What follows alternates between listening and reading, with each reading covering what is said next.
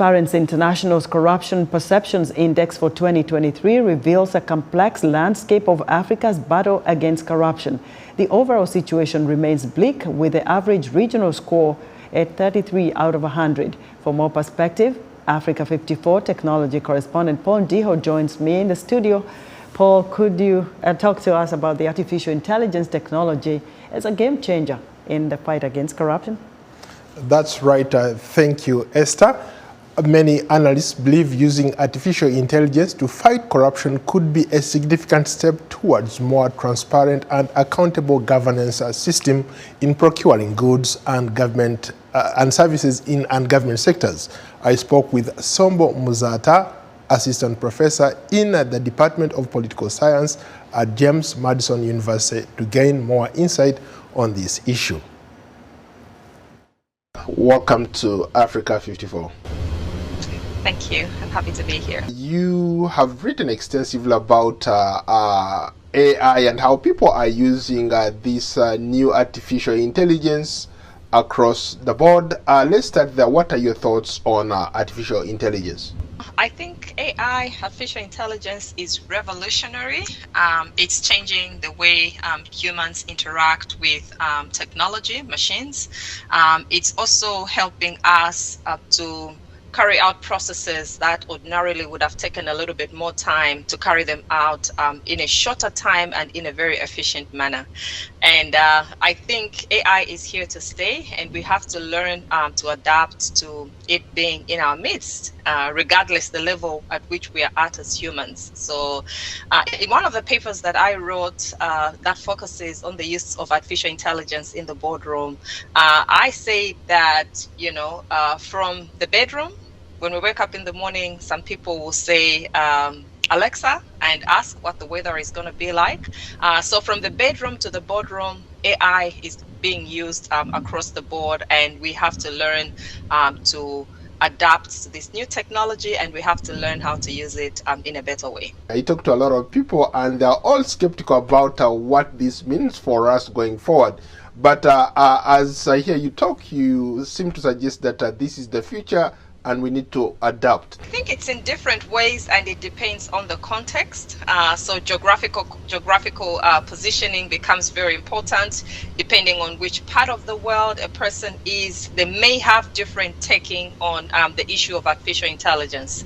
Here in the US, most of our students are actually using some of AI applications in their daily lives, okay? I think about Zambia, where I'm from, and other countries in Africa. I've traveled across the continent. Perceptions of the use of artificial intelligence are different, and they're different depending on how much information people have access to.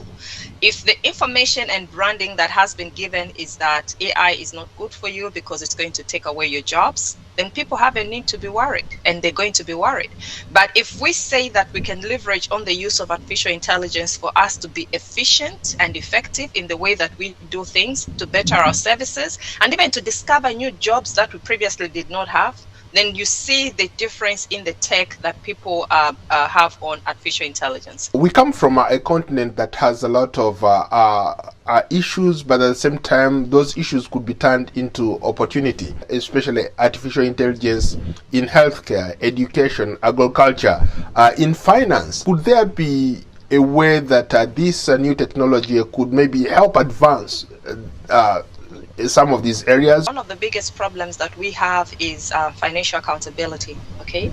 If we can try and automate most of our systems and cut out the middleman and have most systems relying and utilizing big data a lot, and having the ability to be able to retrieve, data at the time when it has to be retrieved, we would be combating one of our biggest problems, which is a lack of accountability as a result of weak systems and lack of capacity. Would actually be fighting corruption indirectly if we utilize some of these applications that are there. I know that in Zambia, AI is used in the mining sector, okay? So for example, we've been doing mining for more than 100 years in Zambia, and a number of operations with big mining corporations are actually done by artificial intelligence. You brought up a very interesting point. You said that AI can help in fighting corruption, but there are those who say, wait a minute, people who are skilled enough, people who know how to use these tools, they can figure out how to play with the system that so you don't detect that corruption. Now, could both be true? Yes, I think there are scammers and there are crooks in every system. And I think you rightly said corruption is a global problem. When I talk about corruption, I don't want to put a tag on Africa and make Africa look like it's the bad guy or it's the place where, yes, we have a lot of problems, we have a lot of issues, we have a lot of problems because some of our systems are underdeveloped. But the opportunity that is there also is that we can have a lot more young people get trained in cybersecurity, in the utilization of some of this software so that they can be helping to curb some of those attacks on critical infrastructure. And yes, we can work with artificial intelligence and data management systems to solve the problem of corruption. Thank you so much for your time, Sombo. Thank you so much. I'm glad to be here. Dr. Sombo Muzata is an assistant professor in the Department of Political Science at James Madison University. That's today's Tech Report. Back to you, Esther.